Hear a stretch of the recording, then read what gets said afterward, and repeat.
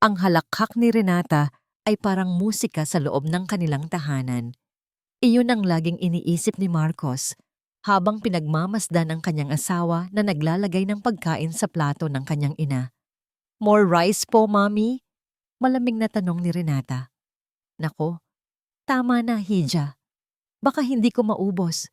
Sagot ni Marisa, isang matamis na ngiti ang nasa kanyang mga labi. Para kay Marcos, ito ang perpektong larawan ng isang pamilya. Ang ilaw sa kanilang hapagkainan ay nagbibigay ng mainit na liwanag sa kanilang tatlo. Ang amoy ng paborito niyang adobo na niluto ni Renata ay nagpapalakas sa pakiramdam ng kapayapaan at kaligayahan. Wala na siyang mahihiling pa. Ngunit isang malakas at sunod-sunod na ubo ang biglang pumunit sa masayang sandaling iyon. Napahinto sa pagsubo si Marcos. Agad na nawala ang nangiti sa kanyang mukha habang ang kanyang mga mata ay napako sa ina. Si Mami Marisa, nakatakip ang bibig gamit ang isang panyo, ay bahagyang nakayuko habang patuloy ang pag-ubo. Mami, okay lang po kayo? Agad na tumayo si Renata. Puno ng pag-aalala ang boses at hinagod ang likod ng biyanan. Okay lang ako, sabi ni Marisa sa pagitan ng mga ubo. Ang boses ay bahagyang paos. Medyo makati lang ang lalamunan ko. Umupo muli si Renata. Ngunit ang tingin nito ay nanatiling nakatuon kay Marisa. Kailangan niyo na po talagang magpahinga ng mabuti, Mami. Ilang gabi na rin po kayong hindi nakakatulog ng maayos. Tumango si Marcos, ngunit sa loob niya, isang maliit na tinik ng pag-aalala ang nagsimulang tumusok. Totoo ang sinabi ni Renata. Nitong mga nakaraang linggo, napapansin niyang tila mas namumutla at nangangayayat ang kanyang ina. Laging sinasabi nitong dala lang ng katandaan, ngunit hindi mapakali ang kanyang puso. Pagkatapos ng hapunan, habang nag-aayos sila ng pinagkainan, may kinuha si Renata mula sa isang paper bag. Isa itong maliit at magandang unan na yari sa makapal na tela. Mami, may sorpresa po ako sa inyo, masayang sabi ni Renata. Inabot niya ito kay Marisa. Gumawa po ako ng herbal pillow. May lamang lavender at chamomile. Sabi nila, nakakatulong daw po ito para sa mahimbing na pagtulog. Kinuha ito ni Marisa. Nako, nag-abala ka pa, Renata. Hindi po abala yon, sagot ni Renata. At siya mismo ang naglagay ng unan sa likod ng kanyang biyenan sa sofa. Gusto ko lang pong makasiguro na komportable kayo palagi. Pinagmasdan ni Marcos ang eksena. Ang puso niya ay natunaw sa kabaitan ng kanyang asawa. Napakasuwerte niya kay Renata. Hindi lahat ng lalaki ay nabibiyayaan ng asawang may ganito kalaking pagmamahal sa kanyang biyenan. Ngumiti si Mami Marisa. Ngunit napansin ni Marcos na hindi umabot ang ngiting iyon sa kanyang mga mata. May kung anong bahagyang pag-aalinlangan sa mukha nito bago ito pilit na ngumiti muli. Marahil ay pagod lang talaga ito. Gabi na. Tahimik na ang buong bahay. Katatapos lang maligo ni Marcos at papunta na sana siya sa kanilang silid nang makaramdam siya ng uhaw. Dumiretso siya sa kusina para uminom ng tubig. Sa kanyang pagbabalik, napahinto siya sa tapat ng silid ng kanyang ina. Narinig niya ito muli. Ang pag-ubo. Ngunit ngayon, iba na ang tunog. Hindi ito isang simpleng ubo na dulot ng makating lalamunan. Ito ay tunog ng isang taong nahihirapan, isang ubo na malalim at tila walang katapusan. Dahan-dahan, itinulak ni Marcos ang pinto. Sapat lang para makasilip siya sa loob. Nakita niya ang kanyang ina na nakaupo sa gilid ng kama. Hawak ang dibdib nito. Mami? Mahinang tawag niya. Bahagyang nagulat si Marisa. Anak, bakit gising ka pa? Pilit niyang pinasigla ang kanyang boses, ngunit hindi maitago ang pagod dito. Sinumpong lang ulit ng ubo. Huwag mo akong alalahanin. Pumasok si Marcos sa loob ng silid at umupo sa tabi niya. Ang pag-aalala ay malinaw na nakaukit sa kanyang mukha. Hindi po mukhang simpleng ubo yan, May. Gusto niyo po bang dalhin kita sa ospital? Umiling si Marisa. Huwag na. Ayos lang talaga ako. Pahinga lang ito. Kinuha ni Marcos ang baso ng tubig sa bedside table at inabot sa ina. Habang umiinom ito, isang amoy ang pumuno sa hangin ng silid.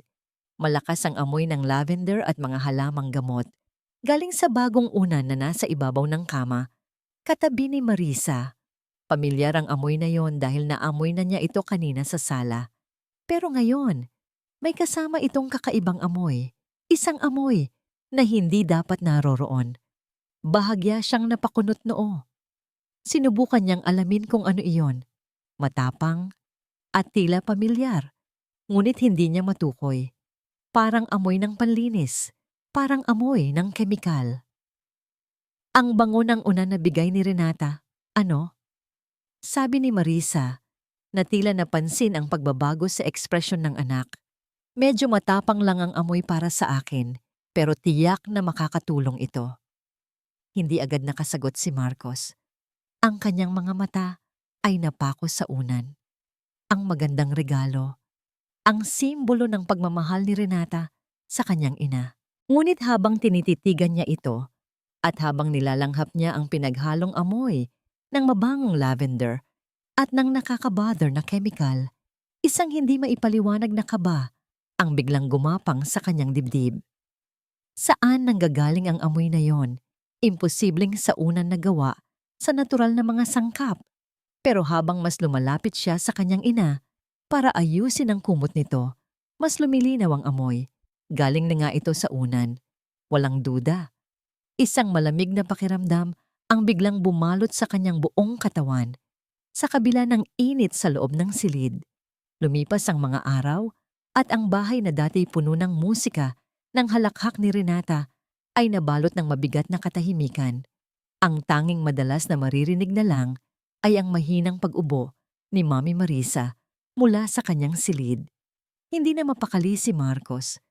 Bawat ubo ng kanyang ina ay parang karayom na tumutusok sa kanyang dibdib. Ang dating sigla ni Marisa ay ganap nang nawala. Napalitan ng isang permanenteng pagod sa kanyang mukha. Madalas itong nahihilo at walang ganang kumain. Si Renata naman ay tila hindi na rin natutulog. Laging may namumuong itim sa ilalim ng kanyang mga mata, ngunit hindi nawawala ang pagiging maalaga nito. Araw-araw, nagluluto siya ng masusustansyang sabaw at pinipilit na pakainin ang biyenan. Kailangan nating ipatingin si Mami sa doktora ni Renata, sabi ni Marcos isang umaga, puno ng pag-aalala. Oo naman mahal, ako na ang tatawag kay Dr. Reyes. Kanina ko pa nga iniisip yan. Mabilis na sagot ni Renata na tila nabasa na ang nasa isip niya. Dumating nga ang kanilang family doctor. Matapos ang masusing pagsusuri, umiling-iling ito. Wala akong makitang kakaiba o seryoso, sabi ni Dr. Reyes habang inaayos ang kanyang gamit. Medyo mababa ang blood pressure niya, pero normal yan sa edad niya. Marahil ay dala lang ng stress at pagod. Bigyan niyo lang siya ng maraming pahinga at masustansyang pagkain. Gumaan sana ang loob ni Marcos, ngunit hindi. Dahil nakikita niya ang kanyang ina. Alam niyang hindi ito simpleng pagod lang. Nang maihatid nila ang doktor sa pinto, biglang napahagulgol si Renata sa bisig ni Marcos. Anong gagawin natin, mahal? Umiiyak na sabi nito. Ginagawa ko naman ang lahat. Pero bakit parang lalong lumalala si Mami? Baka kasalanan ko. Baka hindi sapat ang pag-aalaga ko sa kanya. Niyakap niya ng mahigpit ang kanyang asawa. Ang puso niya ay nakaramdam ng kirot. Kirot para sa kalagayan ng ina at kirot para sa paghihirap ng kanyang asawa. Shhh! Hindi mo kasalanan, bulong niya. Walang may kasalanan. Huwag mong isipin yan. Sa sandaling iyon, kinain siya ng konsensya. Paano niya nagawang pagdudahan ng babaeng ito? Ang babaeng nag-aalala ng lubos para sa kanyang ina. Ang amoy chemical na naamoy niya sa unan. Siguro ay guni-guni niya lang iyon. Siguro ay dala lang ng sobrang pag-aalala. Kinabukasan, Habang nagbabasa ng dyaryo si Marcos sa sala, nakita niya si Renata na papalabas ng silid ng kanyang ina. Dala ang isang tray na may gamot at isang baso ng tubig. Ang bawat kilos nito ay puno ng ingat at pagmamahal. Perpekto. Masyadong perpekto. Hindi niya mapigilan ang sarili. Tumayo siya at sinundan ng tingin ng asawa hanggang sa makapasok ito sa kusina. Pagkatapos, dahan-dahan siyang naglakad papunta sa silid ng kanyang ina. Naabutan niyang nakahiga si Marisa, nakatingin sa kisame. "May, kamusta po ang pakiramdam niyo?" Tanong niya. Umupo siya sa gilid ng kama. Marahang lumingon sa kanya si Marisa. "Heto anak, humihinga pa." May pait sa boses nito.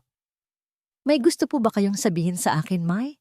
May iba po ba kayong nararamdaman?" Nag-atubili si Marisa. Tumingin ito sa may bintana, pagkatapos ay ibinalik ang tingin sa kanya. May takot sa kanyang mga mata. "Anak," mahinang sabi nito, "huwag ka sanang magagalit kay Renata." Kumunot ang noo ni Marcos. "Bakit po, May?" "Ang unan," sabi nito at umubo ng bahagya. "Ang unan na bigay niya.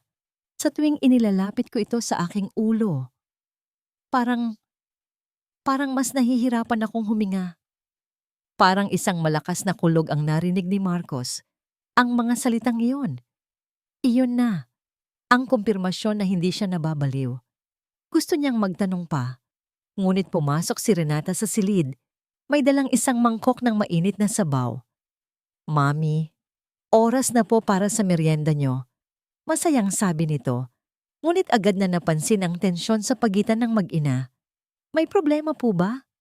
"Wala, Hija. Nagkukwentuhan lang kami." Mabilis na sagot ni Marisa. Nang hapong iyon, habang tinutulungan ni Renata si Marisa na maglakad-lakad sa sala para naman daw masikatan ng araw, nangyari ang kinatatakutan ni Marcos. Biglang nanlaki ang mga mata ni Marisa. Humawak ito nang mahigpit sa braso ni Renata. "Anak!" Iyon lang ang nasabi nito. Pagkatapos, ang mga tuhod nito ay bumigay. Nawalan ito ng malay at bumagsak sa sahig. "Mami!" Sigaw ni Renata, puno ng takot. Napatakbo si Marcos. Napaluhod sa tabi ng kanyang ina. Ang mundo niya ay biglang gumuho. Sa gitna ng pagkasindak at pag-aalala, ang kanyang mga mata ay napadako sa sofa. Doon, nakapatong ang herbal pillow. Maganda, mabango. At sa isip ni Marcos, mukha itong isang mamamatay tao. Ang pagdududa na pilit niyang ibinabaoon ay sumabog ng may buong puwersa. Wala nang atrasan. Kailangan niyang malaman ang katotohanan. Ang bawat segundo ay parang isang oras. Matapos nilang maihigaan ng maayos si Mami Marisa sa kama nito, sinabi ni Marcos kay Renata na kailangan niyang tumawag ulit sa doktor. Ngunit hindi iyon ang kanyang totoong gagawin. "Magstay ka lang sa tabi ni Mami. Ako na ang bahala," sabi niya sa asawa. Pilit na pinapakalma ang kanyang boses para itago ang namumuong bagyo sa kanyang dibdib. Tumango si Renata. Ang mga mata ay puno pa rin ng luha at pagkasindak. "Sige mahal, bilisan mo please." Sa halip na pumunta sa telepono, dumiretso si Marcos sa sala.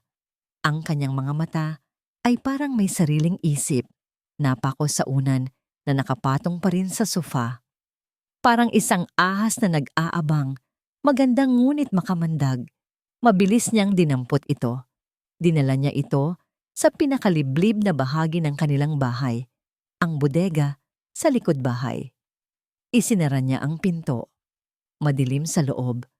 Tanging liwanag lang mula sa isang maliit na bintana ang tumatanglaw sa alikabok at mga lumang gamit. Ngunit para kay Marcos, ang dilim ay mas mabuti. Dito, walang makakakita sa gagawin niyang paglapastangan sa isang regalo. Nanginginig ang kanyang mga kamay habang hawak ang unan. Ang puso niya ay dumadagundong sa kanyang dibdib, isang halo ng takot, galit at pagtataksil sa sarili niyang isip. Baliw na ba siya? Paano kung nagkakamali lang siya? Paano kung wala siyang makita at masira niya lang ang tiwala ng asawa niya ng walang dahilan.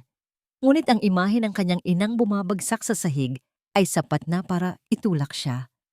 Kumuha siya ng isang maliit na utility knife mula sa kahon ng mga gamit. Ang talim nito ay kumislap sa madilim na bodega. Itinutok niya ito sa tahi sa gilid ng unan. Huminga siya ng malalim at sa isang mabilis na kilos, hinila niya ang patalim. Ang tela ay nabiyak. Agad na sumingaw ang pinaghalong amoy ng lavender at ang pamilyar, nakakasulasok na amoy ng kemikal. Mas malakas ngayon, mas nakakakilabot. Ibinuhos niya ang laman ng unan sa isang malinis na piraso ng karton. Mga pinatuyong bulaklak ng lavender, chamomile, at iba pang mga herbal na sangkap ang bumagsak. Ngunit sa pagitan ng mga ito, may iba pa. Nagsimulang maghalungkat ang kanyang mga daliri sa tumpok ng mga halamang gamot.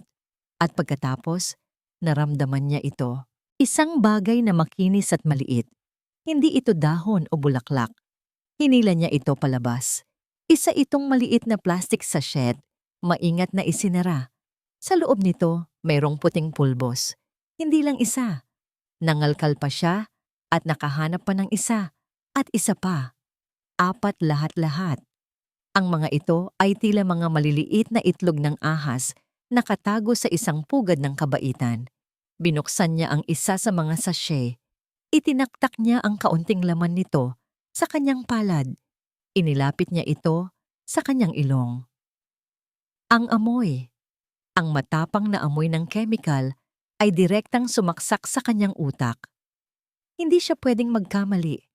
Ito ang amoy na gumugulo sa kanyang isipan sa loob ng maraming gabi.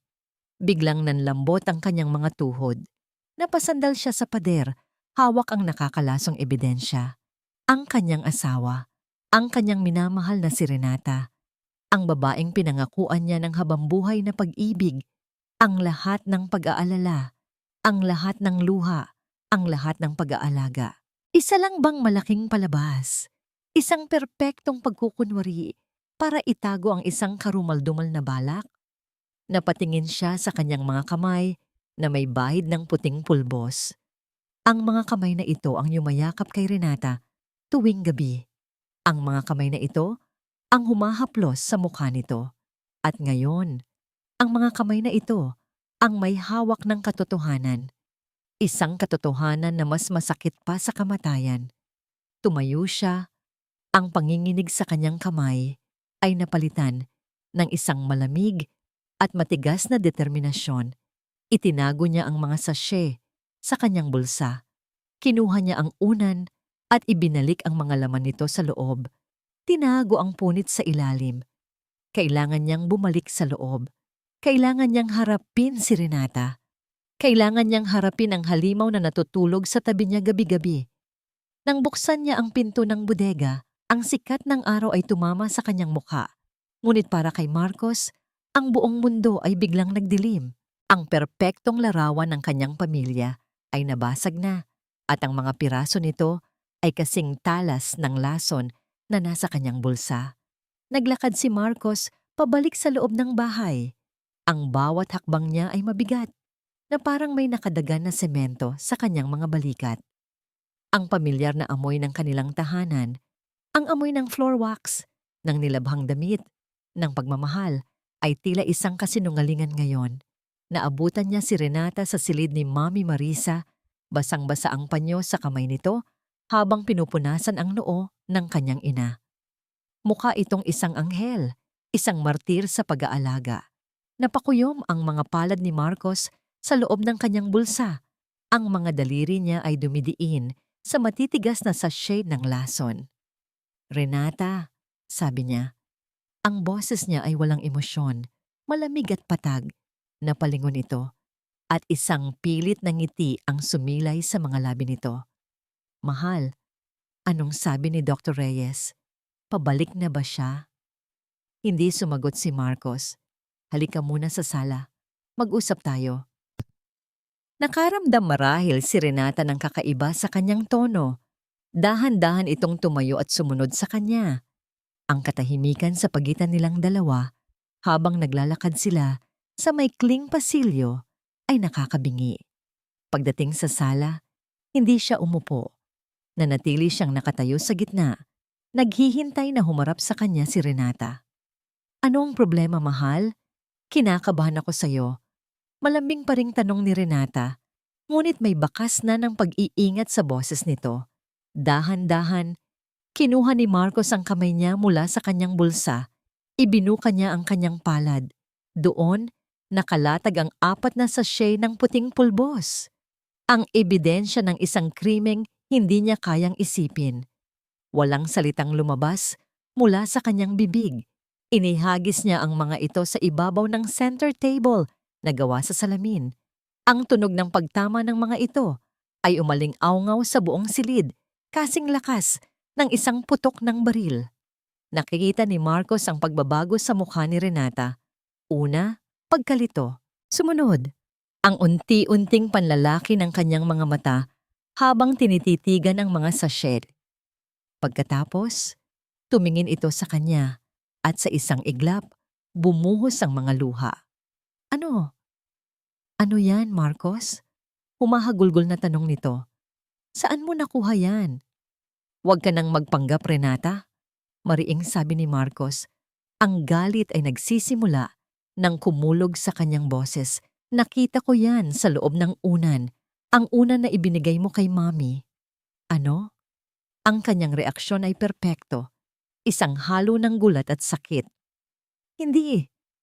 Imposible yan. Paanong sinira mo ang unan? Bakit mo ginawa yon?"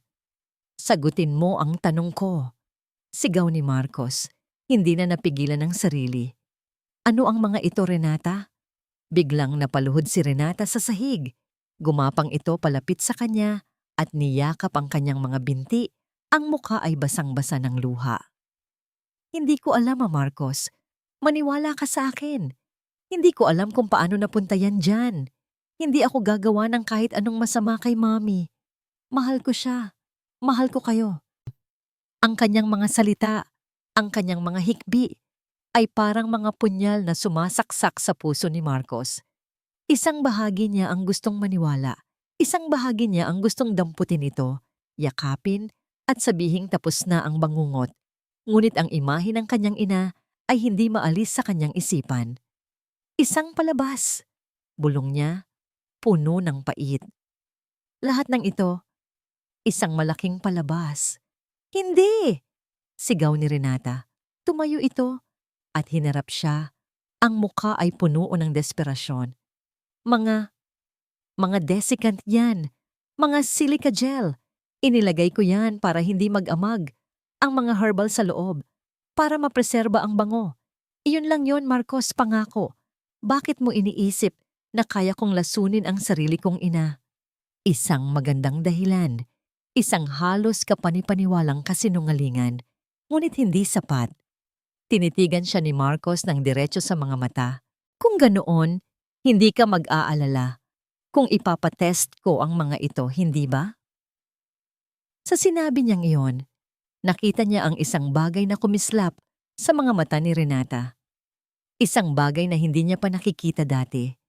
Ang takot. Ang dalisay na takot ng isang taong nahuli na. Ang pag-iyak nito ay biglang huminto. Ang mga hikbi ay napalitan ng isang nakakakilabot na katahimikan. Dahan-dahan, pinunasan ni Renata ang kanyang mga luha gamit ang likod ng kanyang palad. Ang anyo ng isang kaawa-awang biktima ay unti-unting naglaho na parang isang maskarang nabibitak.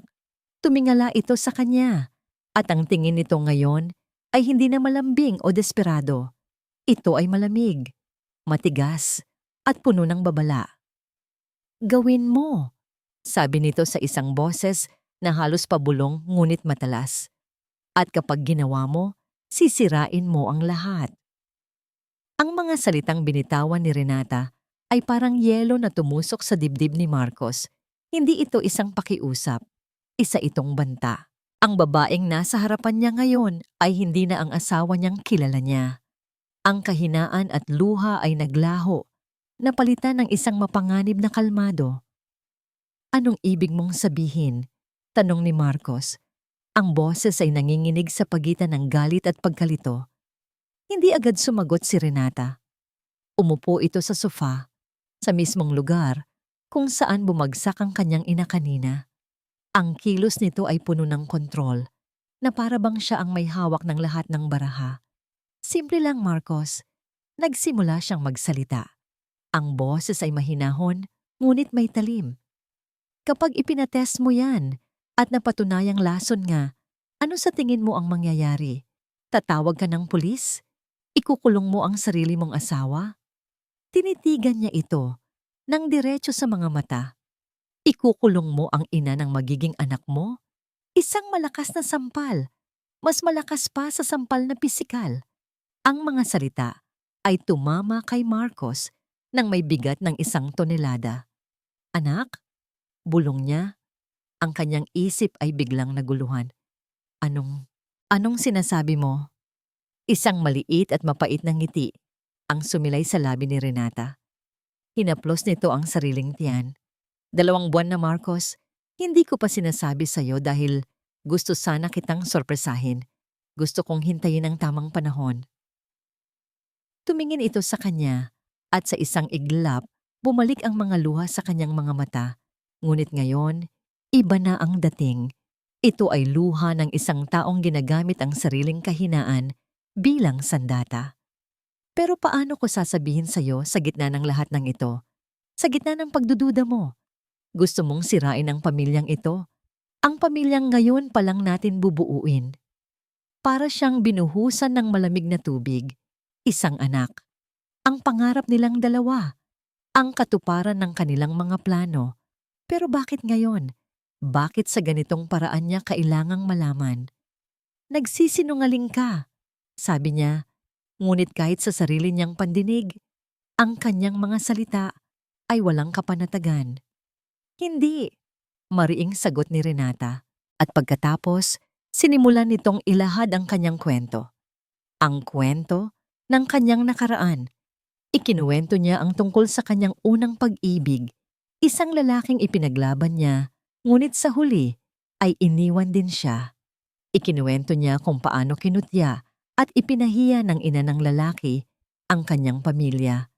Kung paano siya tinawag na gold digger, isang babaeng hindi karapat-dapat para sa kanilang anak.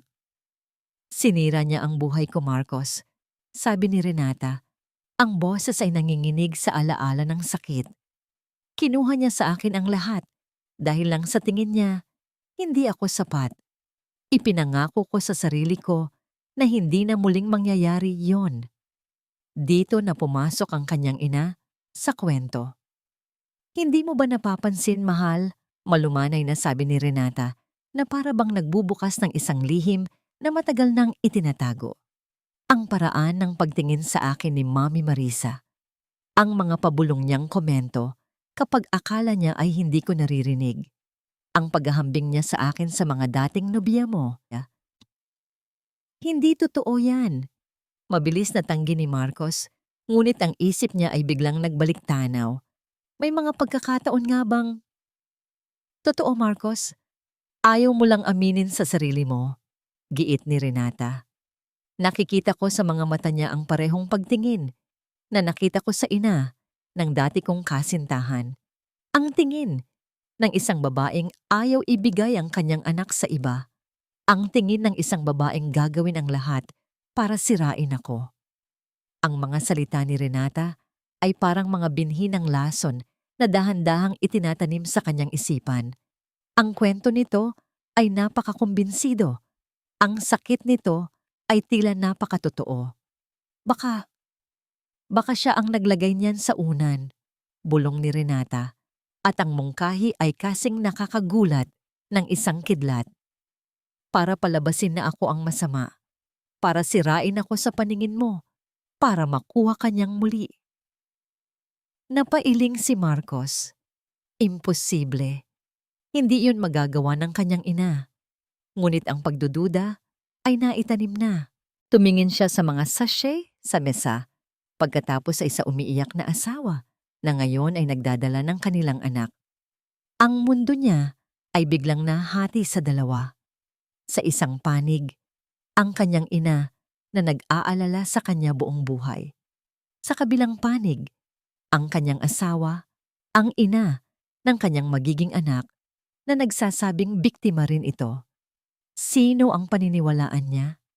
Ang dugo na nananalaytay sa kanyang mga ugat o ang pag-ibig na bumubuo sa kanyang puso? Ang katotohanan ay biglang naging malabo, nababalot ng mga luha, kasinungalingan, at isang nakaraang puno ng sakit. Ang mga sumunod na araw ay parang paglalakad sa napakanipis na alambre. Ang bigat ng pagdududa ni Marcos ay nasa bawat sulok ng kanilang bahay. Itinago niya ang mga sachet ng lason, hindi pa handang gumawa ng pinal na desisyon. Ang balita tungkol sa pagbubuntis ni Renata ay parang isang pader na humaharang sa kanyang bawat plano. Nagpasya siyang mag-imbestiga sa sarili niyang paraan, sa paraang hindi halata. Hindi pa niya ipinapates ang pulbos, natatakot sa kung anong resulta ang lalabas. Sa halip, pinili niyang magmasid. Pinanood niya ang bawat kilos ni Renata, pinakinggan niya ang bawat salita. Hinanap niya ang kahit anong butas sa perpektong maskara nito o ang anumang patunay na nagsasabi ito ng totoo. Si Mami Marisa naman ay nananatiling mahina, ngunit hindi na muling nawalan ng malay. Ang unan ay itinago na ni Marcos. Sinabi niyang ipapalaban niya. Isang palusot na tila parehong pinaniwalaan ng dalawang babae sa kanyang buhay. Isang umaga, habang naghahanda siya para pumasok sa trabaho, naabutan niya si Renata sa kusina. Gaya ng dati, ipinaghahanda nito ng tsaa ang kanyang ina. Ito ay isang ritual na sinimulan ni Renata mula nang tumira ito sa kanila. Para raw maging maganda ang simula ng araw ni Mami. Lagi nitong sinasabi. Ngunit may isang bagay na ngayon lang napansin ni Marcos. Sa tabi ng regular nilang lalagyan ng asukal, may isang maliit at eleganteng garapon. Ano yan? Tanong niya. Itinuturo ang garapon. Ngumiti si Renata. Ayan. Stevia yan, mahal. Isang special kind of sweetener. Mas healthy para kay Mami, walang calories. Ayokong tumaas ang blood sugar niya. Isang napakamaalalahaning kilos. Isang perpektong sagot. Kinagabihan, habang nasa sala silang lahat, umupo si Marcos sa tabi ng kanyang ina. Nagkukunwari siyang nanonood ng telebisyon, ngunit ang kanyang buong atensyon ay nasa ina. May, mahinang bulong niya. Gusto niyo po ba talaga yung tsa na tinitimpla ni Renata tuwing umaga? Nagulat si Marisa sa tanong. Tumingin ito sa paligid, tila sinisigurong hindi sila naririnig ni Renata na nasa kusina. Anak naman, pilit itong ngumiti. Basta galing sa inyo, masarap. Hindi yun ang tanong ko. May, giit ni Marcos. Gusto niyo po ba ang lasa? Nag-atubili si Marisa. Sa huli, umiling ito ng bahagya. Sapat lang para makita ni Marcos. Masyadong matamis para sa akin, anak, pero ayokong tumanggi. Ayokong isipin mong hindi ko pinapahalagahan ang pag-aalaga ninyo sa akin. Ang simpleng sagot na yon ay parang isang susi na nagbukas ng isang pinto sa isip ni Marcos. Masyadong matamis. Pero di ba't stevia ang gamit ni Renata? Isang sweetener na hindi naman talaga matamis kumpara sa asukal. Nang gabing iyon, hindi siya mapakali. Hinintay niyang makatulog si Renata. Hinintay niyang maging tahimik ang buong bahay. Dahan-dahan siyang bumangon mula sa kama. Naglakad siya ng walang ingay papunta sa kusina. Ang tanging liwanag ay mula sa buwan na sumisilip sa bintana. Binuksan niya ang cupboard kung saan nakalagay ang mga garapon. Nandoon ito. Ang maliit at eleganteng lalagyan ng stevia. Kinuha niya ito, dinala niya sa ilalim ng mahinang ilaw ng range hood. Binuksan niya ang takip. Sa unang tingin, mukha itong ordinaryong puting pulbos. Ngunit nang ilapit niya ito sa ilaw at nang halongkatin niya ito gamit ang dulo ng isang kutsarita, may nakita siyang mga butil na mas pino at mas maputi kaysa sa iba. Halos hindi mapapansin kung hindi mo susuriing mabuti. Bigla, Ang lahat ng piraso ng puzzle ay nagsimulang magkabit-kabit sa kanyang isipan. Ang ritual ng tsaa tuwing umaga. Ang special sweetener para sa kanyang ina. Ang pagiging masyadong matamis nito sa panlasa ni Mami Marisa po. Ang unti-unting paghina ng kanyang ina, hindi dahil sa isang bagay na nalalanghap, kundi sa isang bagay na iniinom. Araw-araw. Sa gitna ng kanyang pag-iisip, biglang tumunog ang kanyang cellphone na nasa bulsa niya. Muntik na niya itong mabitawan sa gulat. Isang text message mula ito sa kanyang kaibigan na nagtatrabaho sa isang laboratory. Ang kaibigang pinakiusapan niyang suriin ang pulbos mula sa unan. Ang resulta na kinatatakutan niyang malaman. Nanginginig niyang binuksan ang mensahe. Pare, positive, arsenic compound. Mabagal ang epekto, pero nakamamatay kapag naipon sa katawan. Ingat kayo. Ang cellphone ay bumagsak mula sa kanyang kamay at lumikha ng malakas na kalabog sa sahig ng kusina. Hindi niya ito pinansin. Ang kanyang mga mata ay nanatiling nakatitig sa garapon. Ang unan, ang pesteng unan. Isa lang itong pain, isang distraction, isang napakatalinong panlilinlang para ilayo ang kanyang atensyon sa tunay na sandata. Ang tunay na lason ay hindi inilalagay sa unan. Ang tunay na lason ay inihahain tuwing umaga sa isang tasa ng tsaa.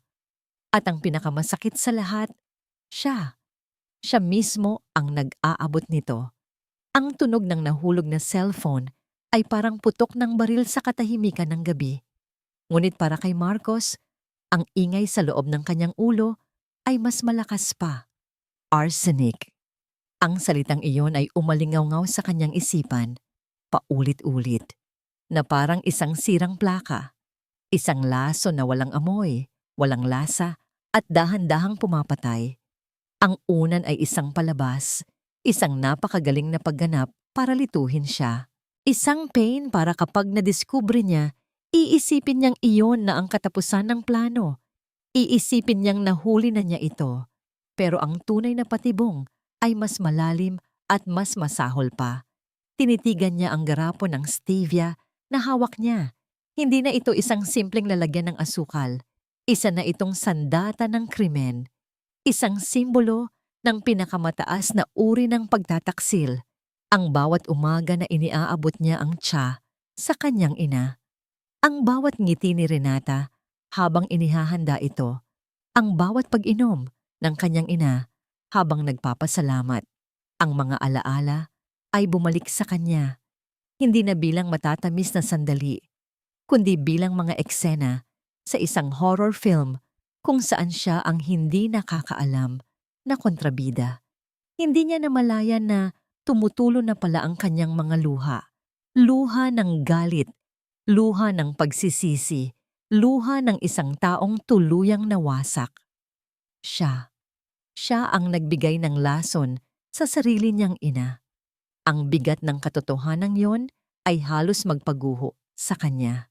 Napaluhod siya sa malamig na sahig ng kusina. Ang garapon ay mahigpit pa ring hawak sa kanyang kamay. Napasubsob siya at isang pigil na hikbi ang kumawala mula sa kanyang lalamunan. Ang tunog ay puno ng sakit ng pagkasuklam sa sarili. Hindi siya isang investigador na nakatuklas ng krimen. Isa siyang kasabwat, isang instrumento. Mahal? Ang boses ni Renata mula sa likuran niya ay parang isang tinig mula sa impyerno. Dahan-dahan, itinaas ni Marcos ang kanyang ulo. Ang kanyang mga mata, na pula at puno ng luha, ay sinalubong ang nag-aalalang mukha ng kanyang asawa. Nakatayo ito sa may pintuan ng kusina, nakasuot ng sutlang roba, ang imahe ng inosensya at pag-aalala. Anong nangyayari? Narinig kong may bumagsak. Tanong nito. Dahan-dahang lumalapit. Ngunit nang makita nito ang garapon sa kanyang kamay at ang itsura ng pagkawasak sa kanyang mukha, ang pag-aalala sa mukha ni Renata ay biglang naglaho. Hindi na ito nagtanong pa. Alam na niya.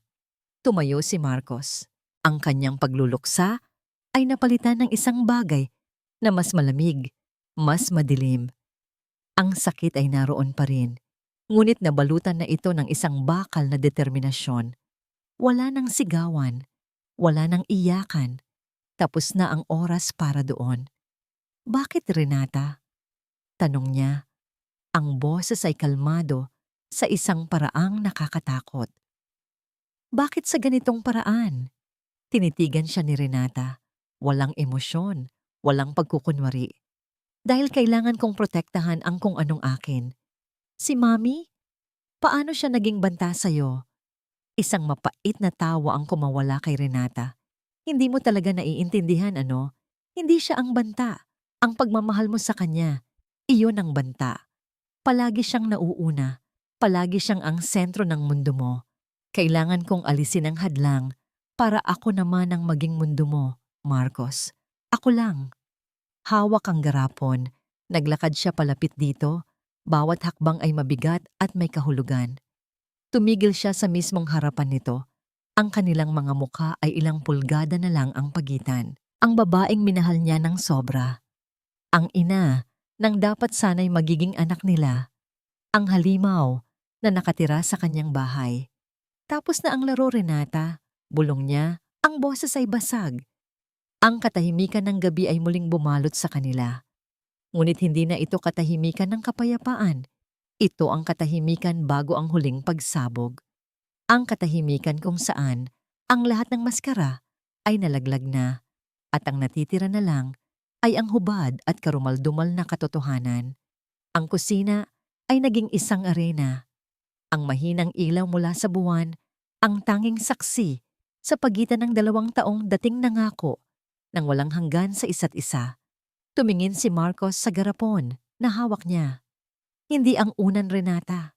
Sabi niya, ang bawat salita ay mabagal at puno ng bigat. Ang asukal. Isang nakakakilabot ng ngiti, ang dahan-dahang gumuhit sa mga labi ni Renata. Hindi ito ang matamis na ngiti na minahal ni Marcos. Ito ay baluktot, puno ng tagumpay at kabaliwan. Matalino ka pala talaga, mahal. Sabi nito, ang boses ay puno ng isang mapanuyang paghanga. Akala ko, hihinto ka na sa unan. Akala ko, sapat na yon para maniwala ka sa lahat ng drama ko. Ang pag-amin, direkta at walang bahid ng pagsisisi. Lahat ng luha mo, lahat ng pag-aalala. Ang kwento tungkol sa nakaraan mo. Oh, totoo ang kwento. Putol ni Renata sa kanya. Totoong may isang babaeng sumira sa buhay ko dahil sa anak niya. Natutunan ko ang leksyon ko. Sa pagkakataong ito, sinigurado kong ako ang mananaw. Hindi makapaniwala si Marcos sa narinig niya. Mananalo? Renata, pinapatay mo ang nanay ko. Paano naging panalo yan? Biglang sumiklab ang galit sa mga mata ni Renata. Ang kalmadong anyo nito ay biglang naglaho. Dahil ayokong matulad sa kanya. Sigaw nito, ang boses ay umalingaw-ngaw sa tahimik na bahay. Ayokong maging anino na lang sa buhay ng lalaking mahal ko. Palagi na lang si Mami Marisa. Kamusta na si Mami? Kumain na ba si Mami? Masaya ba si Mami? Paano naman ako, Marcos? Paano naman ang asawa mo? Nasaan ako sa buhay mo? Nasa tabi kita palagi, Renata. Ikaw ang buhay ko. Ganting sigaw ni Marcos. Ang sakit at pagtataksil ay sumisiklab sa kanyang dibdib. Hindi totoo. Tumawa ito ng may kabaliwan. Ako ang asawa, pero siya ang reyna. Siya ang kailangang laging pasayahin, laging alagaan. Isa lang akong tagasilbi sa sarili kong pamamahay, kaya gumawa ako ng paraan. Isang paraan na dahan-dahan para walang makakahalata. Isang paraan para sa huli, kapag nawala na siya, ako na lang. Ako na lang ang mamahalin mo ng buo. Ang bawat salita ay parang laso na tumatagos sa pandinig ni Marcos. Ang pag-ibig na inaakala niyang dalisay ay isa palang sakit, isang obsesyon na kayang pumatay. Paano ang anak natin? Halos pabulong na tanong ni Marcos, kumakapit sa huling hibla ng pag-asang may natitira pang kabutihan dito. Huminto si Renata. Isang kakaibang lambot ang dumaan sa kanyang mga mata, ngunit agad ding nawala. Magkakaroon tayo ng pamilya. Isang pamilyang walang anino ng ibang babae. Isang pamilyang para lang sa atin. Sa gitna ng sigawan, isang mahinang tunog ang narinig nila mula sa pasilyo. Ang tunog ng mga tsinelas na kumakaluskos sa sahig. Sabay silang napalingon. Nakatayo sa may pintuan ng kusina si Mami Marisa. Nakahawak ito sa hamba ng pinto para suportahan ang mahinang katawan. Ang kanyang mukha ay maputla, hindi lang dahil sa sakit, kundi dahil sa katotohanang narinig niya. Narinig niya ang lahat. "Mami," nasabi na lang ni Marcos. Ang mga mata ni Marisa ay hindi nakatingin sa kanya. Nakapako ang mga ito kay Renata, ang babaeng tinuring niyang parang tunay na anak. Ang babaeng nag-aalaga sa kanya sa umaga at dahan-dahang lumalason sa kanya sa gabi. Walang salitang lumabas sa bibig ni Marisa. Tanging isang butil ng luha ang pumatak mula sa kanyang mga mata. Isang luha na naglalaman ng lahat ng sakit, pagtataksil, at nawasak na pagmamahal. Ang titig na iyon ang tuluyang bumasag kay Renata. Ang maskara ng katatagan at kabaliwan ay biglang gumuho. Ang natira ay isang babaeng talunan, nahuli sa sarili niyang laro. Ang titig ng tatlong tao ay nagsalubong sa gitna ng kusina. Si Marcos na may hawak na ebidensya, si Renata na tuluyan ng nahubaran, at si Marisa ang biktimang naging saksi sa sarili niyang kamatayan. Ang huling maskara ay tuluyan ng nalaglag. Ang mga sumunod na oras ay malabo sa alaala ni Marcos, parang isang masamang panaginip na ayaw magwakas. Naaalala niya ang pagdating ng mga pulis, ang mga kumikislap na ilaw sa labas ng kanilang bahay na sumisira sa kadiliman ng gabi. Naaalala niya ang nakayukong mukha ni Renata habang isinasakay ito sa sasakyan ng pulis. Walang luha, walang salita. Tanging isang blangko at talunang tingin. Nang mawala na ang mga pulis at bumalik ang katahimikan, isang bagong uri ng bigat ang bumalot sa bahay. Ito ang bigat ng kawalan, ng katotohanang hindi na kailanman magiging pareho ang lahat. Si Mami Marisa ay inalalaya niya pabalik sa silid. Hindi ito nagsasalita. Ang lakas na ginamit nito para makatayo at marinig ang lahat ay tila sinipsip na ang natitirang enerhiya sa kanyang katawan. Naupo si Marcos sa isang silya sa tabi ng kama ng ina. Ang dilim sa labas ay uant-unti nang napapalitan ng malamlam na liwanag ng bukhang liwayway, ngunit para sa kanya, ang gabi ay hindi pa tapos. Sa loob ng mahabang panahon, walang nagsasalita.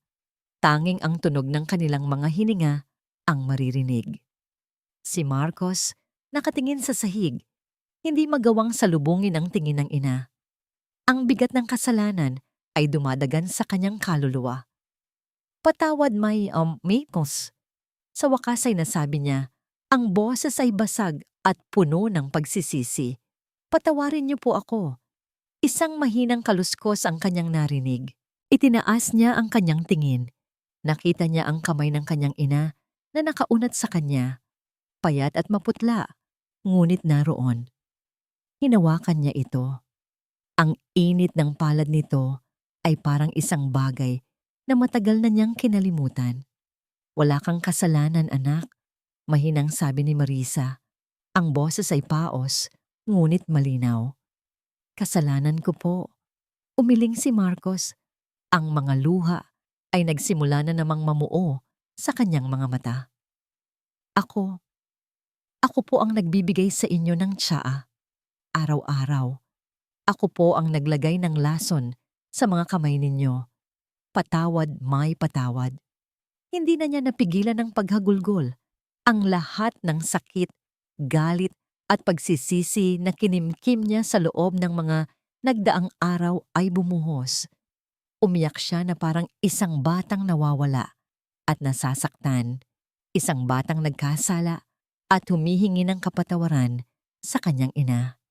Naramdaman niya ang marahang pagpisil sa kanyang kamay. Biktima ka rin, Marcos, sabi ni Marisa. Ang boses ay puno ng isang pag-unawang hindi kayang ibigay ng kahit sino pa sa mundo. Pareho tayong biktima ng isang pag-ibig na nakakalason. Nagmahal ka lang. Nagtiwala ka. Hindi kasalanan ng magmahal. Tumingala si Marcos. Ang muka ay basang-basa ng luha. Pero nasaktan ko po kayo. Isang maliit na ngiti ang sumilay sa labi ni Marisa. Isang ngingiti na may bahid ng sakit, ngunit puno ng pagmamahal. Ang pagmamahal ng isang ina, anak, ay hindi nasusukat sa sakit. Nandito pa ako. Buhay pa tayo. At habang buhay tayo, may pag-asa. Ang mga salitang iyon ay parang tubig na pumatid sa apoy ng kanyang pagkakasala. Hindi nito binura ang sakit, pero binigyan siya nito ng permiso para huminga muli. Hinawakan niya ng mahigpit ang kamay ng ina. Inilapat ito sa kanyang pisngi. Ang dating perpektong pamilya na pinangarap niya ay nawasak na. Ang pag-ibig na inakala niyang sandigan ay isa palang kasinungalingan. Ngunit sa gitna ng lahat ng pagkawasak na ito, may isang bagay na nanatiling buo, isang bagay na totoo, ang pagmamahal ng kanyang ina. Inabot niya ang kumot at maingat na kinumutan ito. Magpahinga na po kayo, May. Tumango si Marisa. Ang mga mata ay dahan-dahang pumingkit. Ikaw din, anak. Kailangan nating maging matatag para sa bagong simula. Bagong simula. Nang makatulog na ang kanyang ina, lumabas si Marcos ng silid. Sumikat na ang araw. Ang mga sinag nito ay tumatagos sa bintana. Nililiwanagan ang sala na naging saksi sa napakaraming kasinungalingan. Ngunit ngayon, sa unang pagkakataon, sa loob ng mahabang panahon, ang liwanag ay hindi na parang isang panunuya. Ito ay parang isang pangako. Ang pangako ng isang bagong umaga pagkatapos ng pinakamadilim na gabi. Ilang buwan na ang lumipas. Ang dating bahay na puno ng masasakit na alaala ay naibenta na. Pinalitan ito ng isang mas maliit, mas simpleng tahanan sa isang tahimik na probinsya. Isang bahay na puno ng liwanag at sariwang hangin. Sa maliit nilang hardin, abala si Marcos sa pagbubungkal ng lupa. Ang araw ay mainit, ngunit hindi niya ito alintana. Ang bawat patak ng pawis ay parang isang paraan ng paglilingi, ng pag-alis sa mga natitirang dumi ng nakaraan. Mula sa hindi kalayuan, narinig niya ang isang halakhak na matagal ding hindi narinig ni Marcos sa buong linaw nito. Si Mami Marisa, na ngayon ay malusog na at may kulay na muli ang mga pisngi, ay abala sa pag-aalis ng mga tuyong dahon sa halaman ng rosas. Ang dating anino ng sakit ay tuluyan ng nabura sa kanyang mukha. "Tingnan mo, Marcos, may bulaklak na," masayang sabi nito. Itinuturo ang isang maliit na buko ng rosas. Ngumiti si Marcos, isang totoong nangiti. Sa loob ng ilang buwan, unti-unti silang gumagaling. Ang mga sugat ay naroon pa, ngunit hindi na sariwa. Ang sakit ay nag-iwan ng mga pilat, mga paalala ng kanilang pinagdaanan, ngunit mga simbolo rin ng kanilang katatagan. Isang kartero ang huminto sa tapat ng kanilang gate. May iniabot itong isang sobre para kay Marcos. Galing sa isang law office, pumasok siya sa loob ng bahay. Umupo siya sa kanilang simpleng silyang yantok at binuksan ang sulat ng walang pag-aatubili. Ito na, ang mga papeles para sa annulment, ang pinal na pagputol sa ugnayan nila ni Renata. Binasa niya ang mga dokumento, walang pait, walang galit. Tanging isang pakiramdam ng pagtanggap at kalungkutan para sa isang kwentong natapos sa trahedya. Isinara niya ang sobre at inilagay sa ibabaw ng mesa. Tapos na. "Ayos ka lang, anak?" Napalingon siya. Nakatayo sa may pinto si Mami Marisa. May bakas ng pag-aalala sa mukha nito habang nakatingin sa sobre. Tumango si Marcos at muling ngumiti. "Ayos lang po, May. Mas ayos pa po kaysa dati." Nakita ni Marisa ang kapayapaan sa mga mata ng kanyang anak. Isang kapayapaan na matagal niyang ipinagdasal na makita. Lumapit ito at hinaplos ang kanyang buhok. Isang kilos na ginagawa nito mula pa noong bata siya. Nang hapong iyon, magkasama silang naupo sa maliit nilang beranda. Habang dahan-dahang bumababa ang araw, nagtimpla si Marcos ng tsaa. Inabot niya ang isang tasa sa kanyang ina. "Walang asukal?" sabi niya. Ngumiti si Marisa at kinuha ito. "Mas gusto ko yan." Sabay nilang hinigup ang mainit na tsa. Pinapanood ang pagkulay kahel ng kalangitan. Walang salitaan. Hindi na nila kailangan pa. Ang kanilang katahimikan ay puno na ng pag-unawa, pagpapatawad at isang pagmamahalang sinubok ng pinakamatinding pagtataksil. Nawala sa kanya ang isang pag-ibig na inakala niyang lahat-lahat. Nawasak ang pangarap niyang pamilya. Nasaktan siya sa paraang hindi niya kailanman inakala. Ngunit sa pagkawala niyon, natagpuan niya ang isang bagay na mas matibay. Isang bagay na mas totoo. Natagpuan niya muli ang kanyang sarili at ang lakas na nagmumula sa isang pag-ibig na hinding-hindi magtataksil. Ang pag-ibig ng isang ina. At sa paglubog ng araw, alam ni Marcos na handa na siyang harapin ang panibagong umaga.